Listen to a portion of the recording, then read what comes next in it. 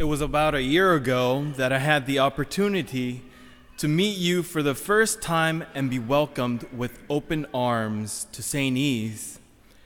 Now I stand before you and have the opportunity to say my farewell. When I first started, I didn't know how it would last a whole year, but time seemed to have quickly passed by.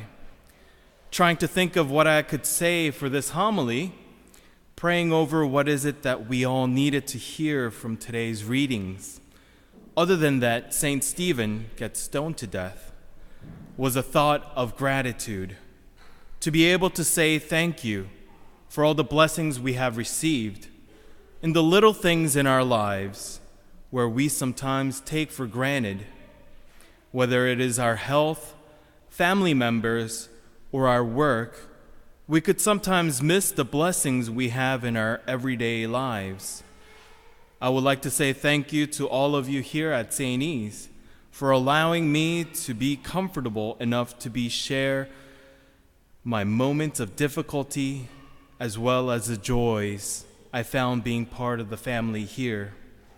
Thank you for listening attentively to my homilies, which I know is never boring or dull, and always greeting me with a smile and even remembering my name, all of these which could be taken for granted. I want to say thank you for all your support and prayers through my last year on my journey toward the priesthood. There is one important person I would like to say a special thank you to. Sorry, Father Vincent. As helpful and supportive you have been, there is someone greater who I would like to recognize here, and that is Jesus, Son of God. I know as friendly and handsome of a man I am, I did nothing important to deserve your care and support.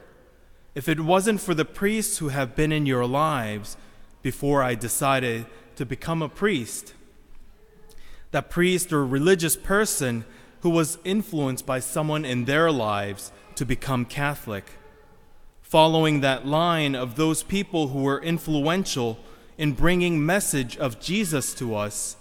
And when we go all the way back, we can encounter Jesus as the first person. Jesus is the first teacher and high priest we're all called to follow. My last 6 years would not have been possible or desirable if it wasn't for Jesus. I might still be working at a bank or working in some engineering firm and not sure what I want to do with my life if it wasn't for Jesus. I am sure if I kept on working at the bank or wherever, I would have been content, making money and living a life everyone desires. But there was something missing in my heart, something that would make sense of life.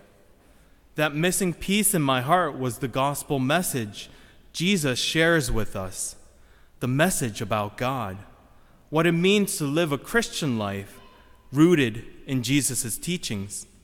We hear that St. Stephen gets stoned to death by the people of the town. But what is extraordinary is the message of Stephen towards the end, where he desires to forgive the people who are stoning him. That takes love, that takes courage, and something supernatural. That supernatural thing we receive is the grace of God to be able to forgive those who want to hurt you. There is something great in striving to live a life of holiness. That is what we are called to as Christians. As Christians, we live a life of witness to Jesus in our everyday lives. Some days it can be really tough to live that out. But we're not doing this on our own, whether in a supportive community like St. E's, and we have the backing of our God in living that out every day. I would like to wrap up by stating, remember to be grateful to all the little blessings we receive in our lives. In this Mass of Thanksgiving, I would like to say thank you to all of you for saying yes to living out a life of witness to the good news of Jesus. And remember, you have such a great Catholic family here in Wyckoff. But all of this is not possible without the one who suffered and died for us on the cross. Some days it can be difficult to remember Jesus, but every Sunday we gather here as a family to say thank you to Jesus for all that he has given us and will continue to give us in this life and into the next when we say yes to his calling.